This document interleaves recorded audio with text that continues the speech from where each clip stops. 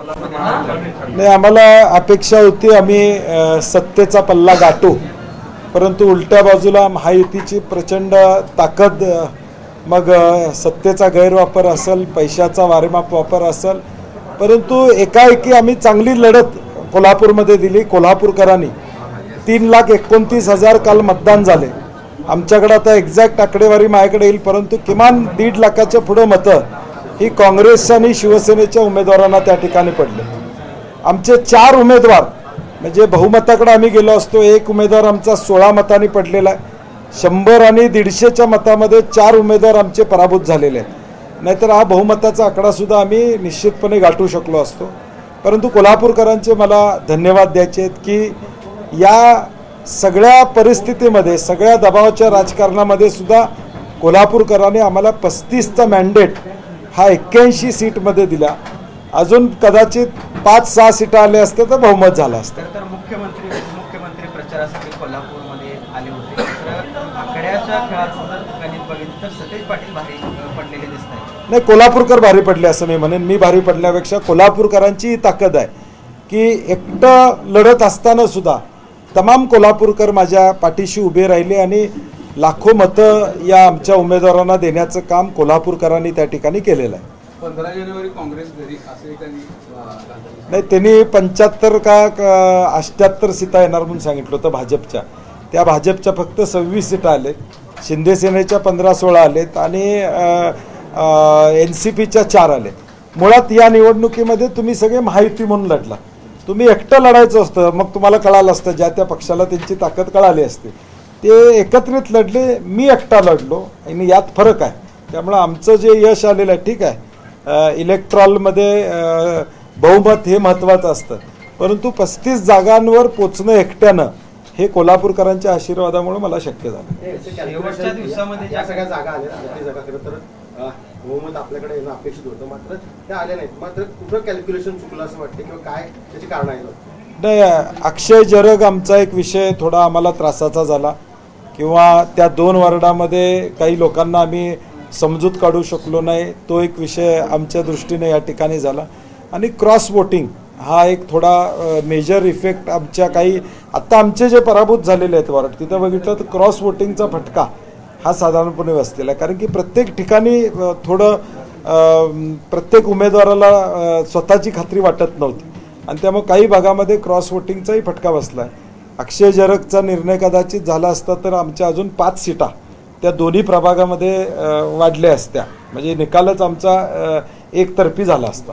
खरं तर राष्ट्रवादी शरद पवार चंद्र यांचा गट आणि आप हे जर सोबत असले नाही तर काय नाही, त्यांची पडलेली मताचा विचार केला. मी आता त्यांचा हे करणार नाही, त्यांचं नामोल्लेख टाळून किंवा त्यांचा कमीपणा दाखवणार नाही, कारण मला उद्या ते पाहिजे आहेत पुढच्या राजकारणामध्ये.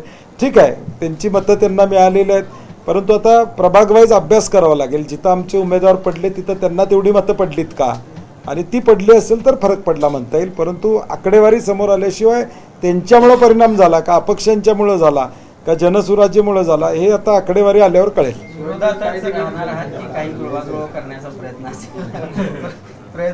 जुळवाजुळीला कोणी यायला तयार आहे का आमच्याबरोबर? धनंजय महाडिक कोल्हापूर शहर पुरोगामी म्हणत होते, मात्र आता पुरोगामी कोल्हापूर शहर नाही अशा पद्धतीचं त्यांनी नाही, असं म्हणता येणार नाही. हे काय आहे की हा तांत्रिक विजय, म्हणजे आता मी जे सांगितलं, आता 16 मतं, 150 मतं, आपण ज्यावेळी एकत्रित मतं करू, उद्या आमचे जे बंडखोर उभारले होते त्यांची एकत्रित मतं केली तर आपल्याला लक्षात येईल की पुरोगामी नाही आहे. त्या विचारानंच पुरोगामी नाही असं ते म्हणतात, तर तसं नाही आहे. तर त्या विचाराचा अजून कोल्हापूरकर आहे म्हणून तर एवढा मॅन्डेट मिळाला. नाही तर महाराष्ट्रामध्ये बघतोय आपण 70% 80% भाजपला अनेक ठिकाणी यश त्या ठिकाणी मिळते. आणि म्हणून या सगळ्या वातावरणामध्ये किमान आम्ही आमचा गड राखून या ठिकाणी ठेवला. लातूरमध्ये काँग्रेस आणि वंचित आघाडी अमित देशमुखांच्या नेतृत्वाखाली त्यांनी झेंडा त्या ठिकाणी लावलेला आहे. आणि म्हणून मला वाटतं ताकदीनं महाराष्ट्रामध्ये आम्ही जिथं शक्य आहे तिथं लढवण्याचा प्रयत्न केला. आणि एकूण निकाल आत्ता तुम्ही महाराष्ट्राचा बघितला तर एक आता कन्फर्म झालं की या महाराष्ट्रामध्ये भाजपच्या विरोधात पक्ष कोणतं, काँग्रेस. हे आता एकूण निकालावरून स्पष्ट दिसतं. खरं तर मुंबईमध्ये मुंबईमध्ये आपण जर- पाहतो की काँग्रेसने जर वेगळी निवडणूक लढवली नसती आणि ठाकरेंसोबत गेला तर चित्र बदललं असतं असं कारण वाटत नाही. बऱ्याच नाही, मी आता काय आहे की निवडणुकीचं विश्लेषण 2 तासात होणार नाही. शेवटी ज्यावेळी आकडेवारी बाहेर येईल उद्या त्याच्यावर आपल्याला विश्लेषण करता येईल, कुणाला किती मतं पडली, कुणाच्या वॉर्डात कुणाचा फटका बसला, तर उद्या त्याच्यावर बोलणं संयुक्तिक राहील मला वाटतं. ठाकरे श्रेणींनी काही जागांबाबत त्या ठिकाणी आपण पाहतो की शिवाजी पेठेतली 400 जलगांची जागा आपण सुद्धा त्यासाठी इच्छुक होता कदाचित, पण त्या ठिकाणी ती जागा सोडावी लागली, त्यामुळे 5 ते 6 जागांवर परिणाम झाला. आठवड्या भूमिकेमुळे कुठे असं मी झालं असं आता म्हणतात. मी टीका करणार नाही, कारण की शेवटी तो निर्णय मी पण घेतलेला आहे. त्यामुळे टीका करणं आता इलेक्शन झाल्यावर कुणावर दोष देणं हे मला संयुक्तिक वाटत नाही. झालं आता तो निकाल मोठ्या मनानं मान्य करणं आणि आता जिल्हा परिषदला उतरणं. मग आता महानगरपालिकेचा हा निकाल तुम्हाला सर्वस्वी मान्य आहे का? नाहीतर काय होतं ईव्हीएम वर खापड फुटलं नाही जातं, नाही गोष्टीवर नाही खापड नाही फुटलं नाही जातं. मी त्या मी संदर्भात मी आता जे तांत्रिक मुद्दे आहेत, 3 उमेदवार 4 उमेदवार आमचे 100-150 मतानं पडलेले आहेत, 1 उमेदवार 16 मतानं पडलेला आहे, बंडखोर आमचे जे झाले त्याचा परिणाम त्या ठिकाणी झालेला आहे, किंवा अक्षय जरगचा विषय, हे इलेक्ट्रॉल मॅनेजमेंटमधले विषय आहेत. त्यामुळे मी ईव्हीएम कडे काही जाणार नाही. येणाऱ्या काळामध्ये खरं तर कोल्हापूर महानगरपालिकेच्या या सगळ्या सभागृहामध्ये काँग्रेस एक विरोधी सक्षम विरोधक म्हणून राहणार का, कसं असणार strategy? नाही, 100% 35 लोक आमचे आहेत. म्हणजे उद्या असं नाही की 10, 20, 25ची मेजॉरिटी आहे. प्रत्येक गोष्टीत विरोधी पक्षाला विश्वासात घेऊनच त्यांना कारभार करावा लागेल. चुकीच्या गोष्टी महापालिकेत घडत असल्या तर त्याच्यावर आमचा अंकुश राहील की बाबा हे चुकीचं घडतंय, शहराच्या हिताचं घडत नाही, तर त्याच्यावर निश्चितपणे विरोधी पक्ष म्हणून अंकुश आमचा राहील. म्हणजे आता रस्ते, आता 100 कोटीचे रस्ते वगैरे चांगले होतील सक्षम विरोधक नाही, म्हणून. जो निधी शासनाचा येईल तो योग्य पद्धतीनं खर्च होतोय का नाही बघण्याची जबाबदारी आता आम्ही काँग्रेसवाले त्या ठिकाणी घेऊ. कराचा पैसा जो खर्च होतोय तो व्यवस्थित झाला पाहिजे. नैतिक पराभव कोणत्या पक्षाचा झाला, काँग्रेसचा झाला की आणखी कोणत्या पक्षाचा झाला असं आणि म्हणायचं? साहेब त्याला जोडूनच एक प्रश्न कोल्हापूरकरांनी नेमकं कोणाला स्वीकारले आता? नाही, मी म्हणलं तसं 78 जागा येतील म्हणणाऱ्यांचा पराभव आहे ना, कारण की 75-78 जागा येतील असं ज्या वल्गना होत्या, आम्ही अगदी टोकापर्यंत पोचलो. म्हणजे फार काय फरक नाही आहे. 5 नगरसेवक निवडून आले असते तर बहुमत आमचं झालं असतं. त्यामुळं असं कोण गृहीत कोल्हापूरकरांना धरू शकत नाही. असं जर इतर ठिकाणी झालं असतं तर भाजपनं काय केलं असतं?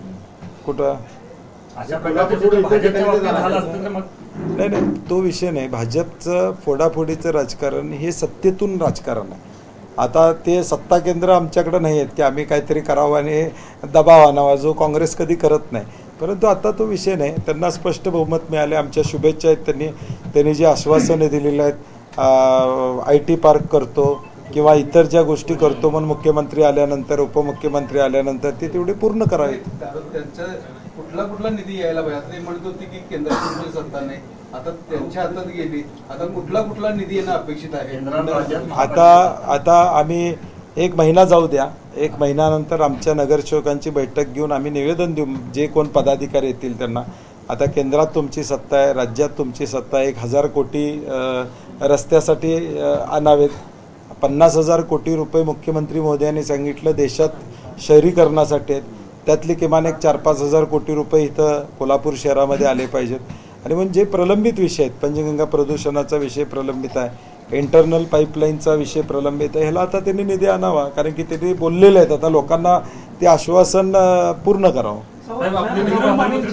राहुल मानेच्या पराभवाचं विश्लेषण आपण कसं कराल? कारण नाही, एकाएकी लढत. शेवटी कसं असतं, एखाद्या प्रस्थापित असतो तिथं उमेदवार जाऊन उभा करणं लढणं.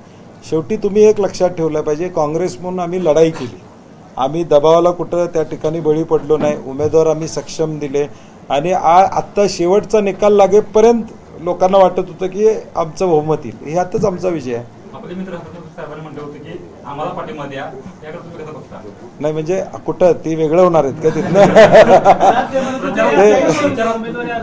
नाही, त्यांचे आता काही 4च आलेत. आता तुम्ही त्यांचे 6 आले असते तर मी सांगितलं असतं तुम्हाला महापौर करा, मी येतो तुमच्याबरोबर. आता ते पाठिंबा मागत होते. आता तुम्ही जर त्यांनी पाठिंबा दिला तर बऱ्यापैकी बहुमत नाही, येऊ त्यांचे 4च लोक आहेत. त्यामुळे बहुमत होत नाही त्यांचे. सोबत तुम्ही घेऊ शकता. हा, ते तुमचीच आहे. 5 झाले तरी 40 वर पोचते. हो, सगळं गणित करून बसलेलं आहे मी.